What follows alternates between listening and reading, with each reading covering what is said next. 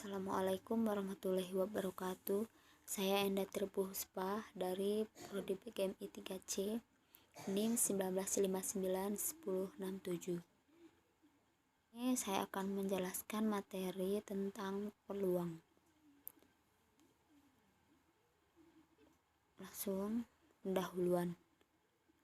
Pendahuluan ini terdiri dari standar kompetensi dasar dan indikator. Standar kompetensinya yang harus kita capai yaitu memahami peluang kejadian sederhana. Kompetensi dasarnya menentukan dan menghitung peluang suatu kejadian.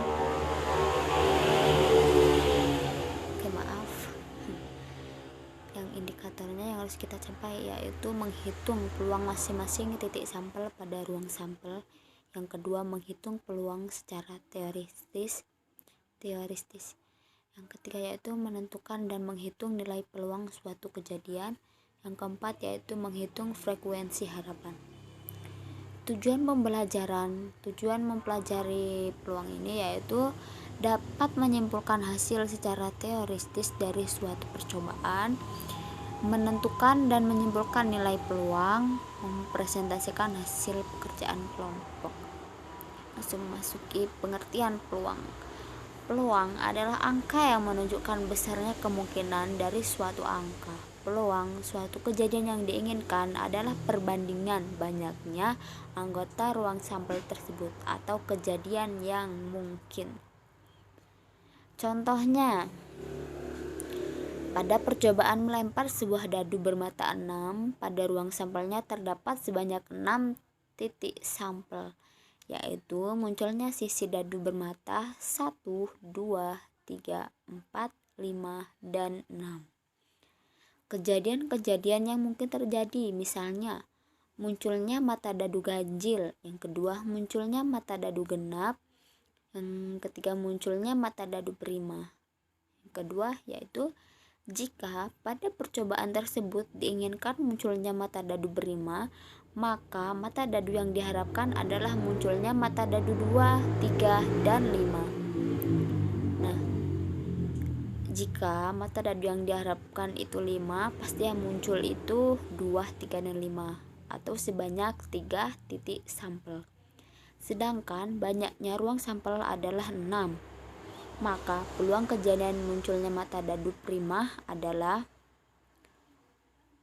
ini rumusnya yaitu P atau mata dadu prima sama dengan banyaknya kejadian mata dadu prima per banyaknya kejadian yang mungkin, atau 3/6 dikurang 1/2, atau dengan rumus P atau disimbolkan dengan A sama dengan NA per NS. Keterangannya yaitu PA sama dengan peluang munculnya kejadian A, NA banyaknya kejadian A yang dimaksud, NS banyaknya kejadian yang mungkin terjadi. Menurut prinsip penjumlahan, banyaknya objek S sama dengan jumlah banyaknya objek di sisi 1, sisi 2, sisi 3, dan sisi 4 yaitu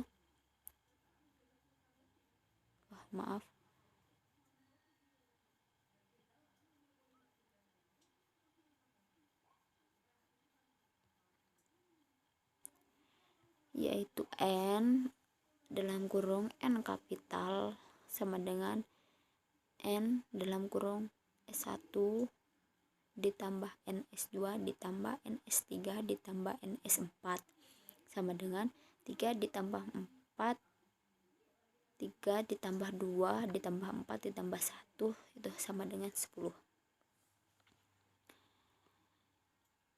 Ini merupakan pencacahan titik sampel. Yang pertama yaitu prinsip dasar perhitungan. Prinsip dasar perhitungan ini dibagi menjadi 2. Yang pertama, prinsip penjumlahan. Contoh, siswa diminta mengambil salah satu kursus matematika atau bahasa Inggris, tetapi tidak boleh mengambil keduanya. Jika ada 4 macam kursus matematika dan 3 macam kursus bahasa Inggris untuk dipilih siswa, maka siswanya dapat memilih sebanyak 4 ditambah 3 sama dengan 7 pilihan.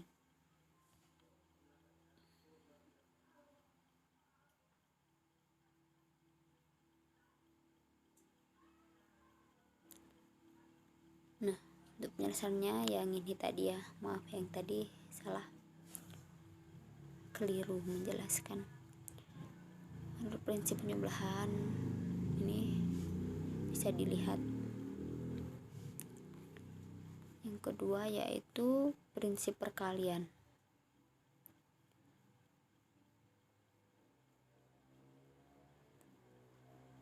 Jika suatu kejadian dapat terjadi dalam P cara yang berbeda dan kejadian berikutnya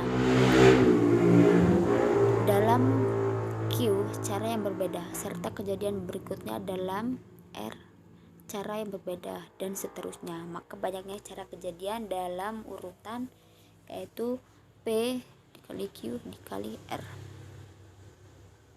Contoh, misalkan terdapat 2 buah jalur bis antara kota A dan kota B dan 3 jalur bis antara kota B dan C. Tentukan ada berapa cara seseorang dapat mengadakan perjalanan dari kota A ke kota C melalui kota B dengan menggunakan bis. Penyelesaian. Yang pertama, perjalanan dengan menggunakan bis dari kota A ke kota B dapat ditempuh dengan 2 cara. Yang kedua yaitu perjalanan dengan menggunakan bis dari B ke C dapat ditempuh dengan 3 cara, sehingga dengan menggunakan aturan perkalian didapat seseorang dapat mengadakan perjalanan dari kota A ke kota C melalui kota B dengan menggunakan bis dengan 2 dikali 3 sama dengan 6 cara. Jadi tinggal dikalikan antara 2 jalur bis antara kota A dan kota B dengan kota B dan kota C.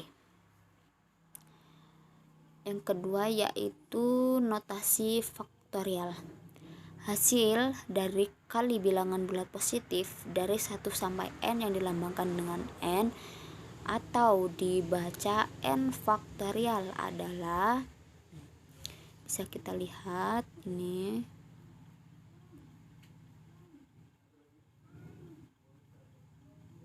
bisa dipahami. Dan yang ketiga itu ada permutasi. Permutasi adalah jumlah urutan berbeda dari pengaturan objek. Contoh, perhatikan himpunan huruf A, B, C, dan D. Maka B, D, C, A, D, C, B, A, dan A, C, D, B merupakan contoh permutasi dari 4 huruf.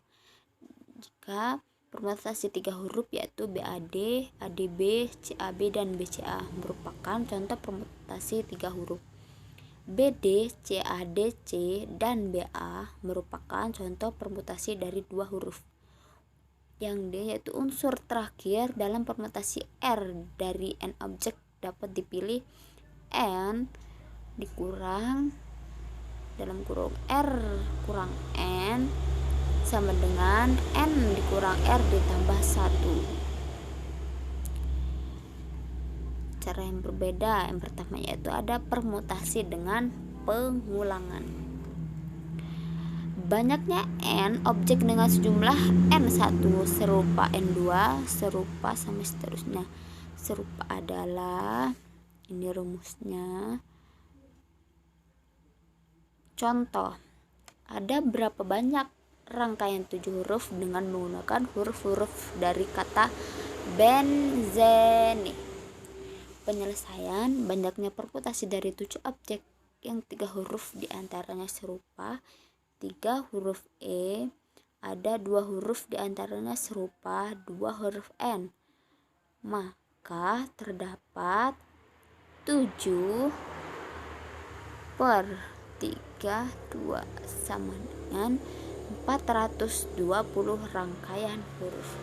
Jadi banyak rangkaian 7 huruf dengan menggunakan huruf-huruf dari kata benzene ada 420 rangkaian huruf.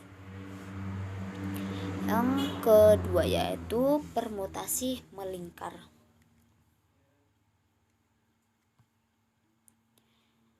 Misalkan terdapat 10 orang yang duduk pada satu kursi yang terdiri dari 10 kursi. Menurut rumus permutasi ada sebanyak P dalam kurung 10,10 sama dengan 10. Cara pengaturan tempat duduk bagi 10 orang tersebut. Sekarang misalkan mereka disuruh duduk mengelilingi meja melingkar. Berapa cara pengaturan tempat duduk bagi mereka? Satu orang dapat duduk pada tempat duduk yang dimana saja. 9 orang lainnya dapat duduk dengan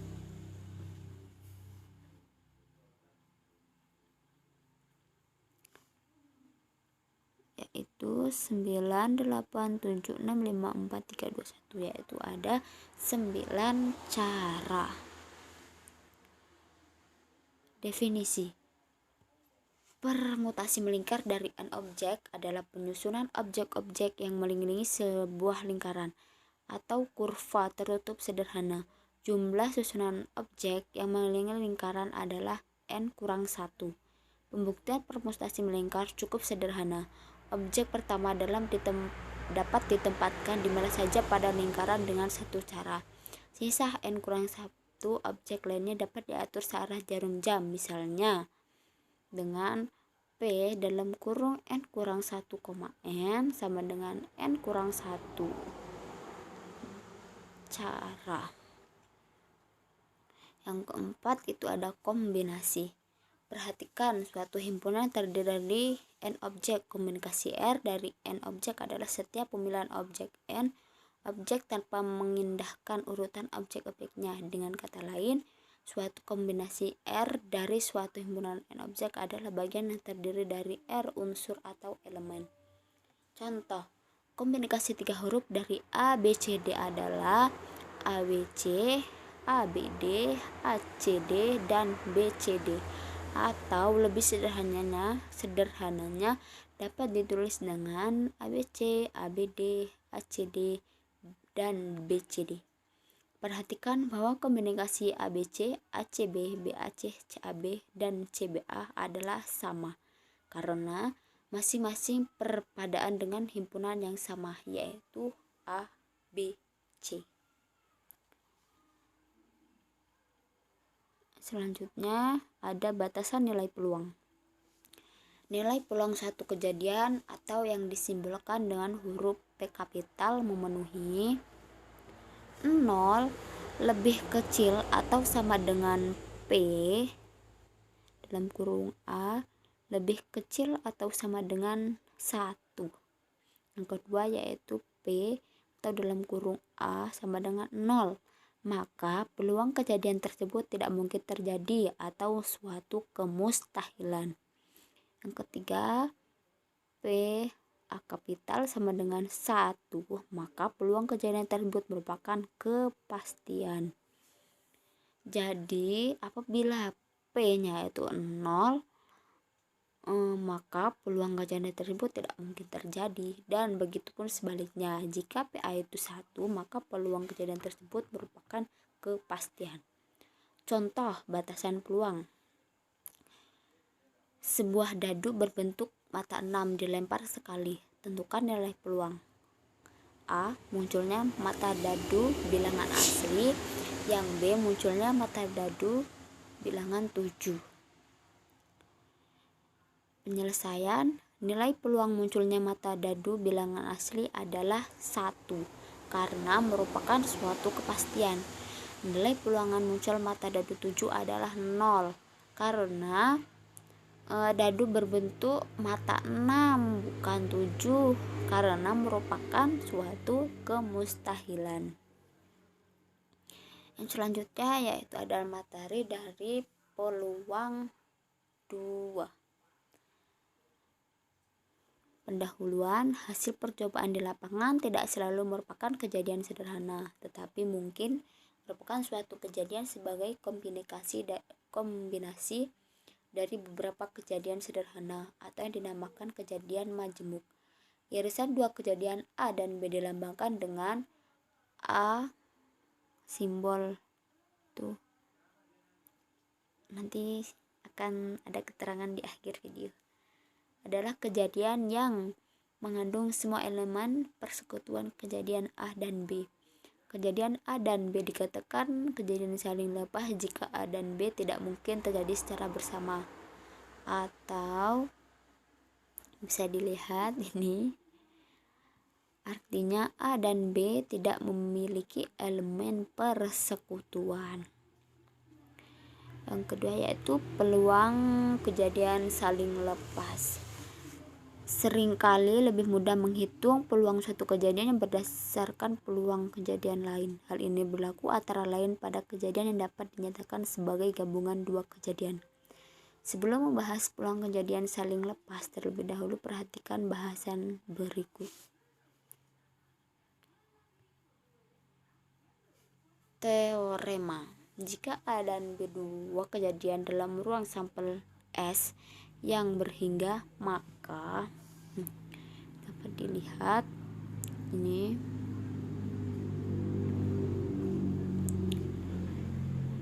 contoh.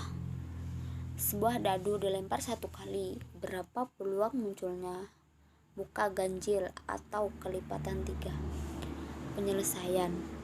Misalkan A adalah kejadian munculnya mata dadu ganjil, maka A sama dengan 1, 3, dan 5.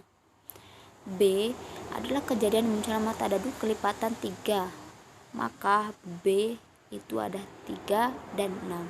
Sedangkan ruang sampel S sama dengan 1, 2, 3, 4, 5, dan 6.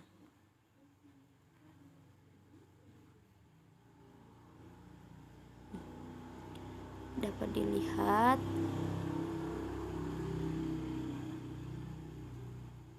ini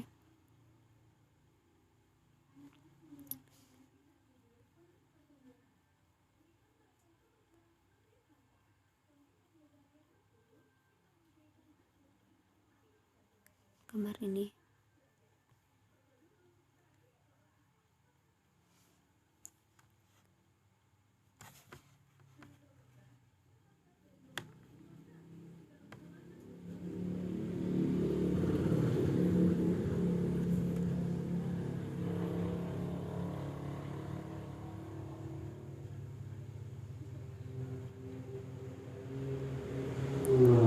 Bisa dilihat ini ya.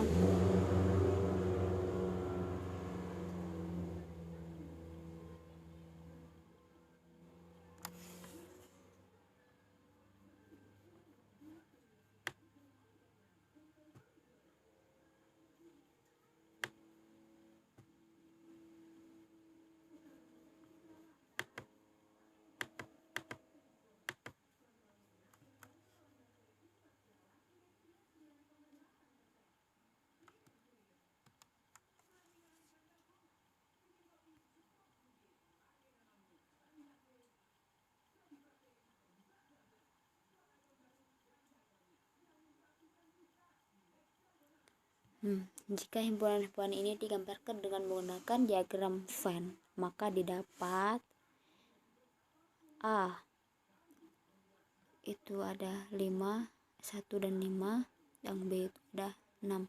Karena 3 ini berada di tengah-tengah, itu adalah himpunan 4 dan 2. S sama dengan 1, 2, 3, 4, 5, dan 6, maka S sama dengan maka NS sama dengan 6. Karena A 1, 3, 5, maka NA 3, sehingga peluang A adalah PA sama dengan NA per NS sama dengan 3/6. Karena B 3,5, maka NB 2, sehingga peluang B adalah 2/6.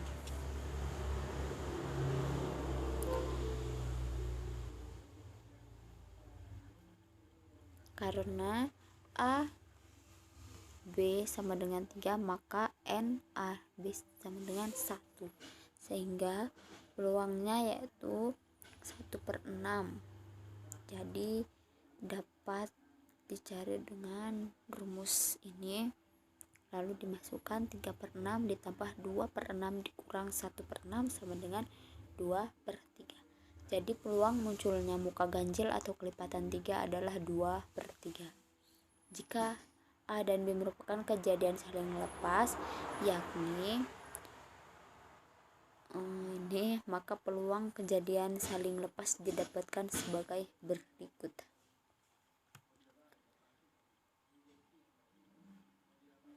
Bisa dilihat rumus ini.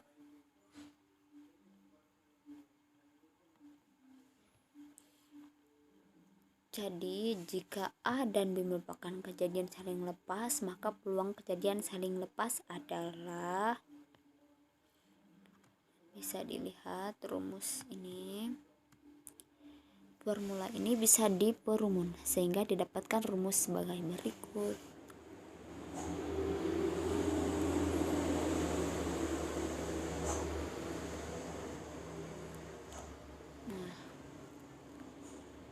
Terima kasih. Mungkin sampai di sini dulu penjelasan materi tentang peluang. Lebih dan kurang saya mohon maaf, pada Tuhan saya mohon ampun, dan saya akhiri. Wassalamualaikum warahmatullahi wabarakatuh.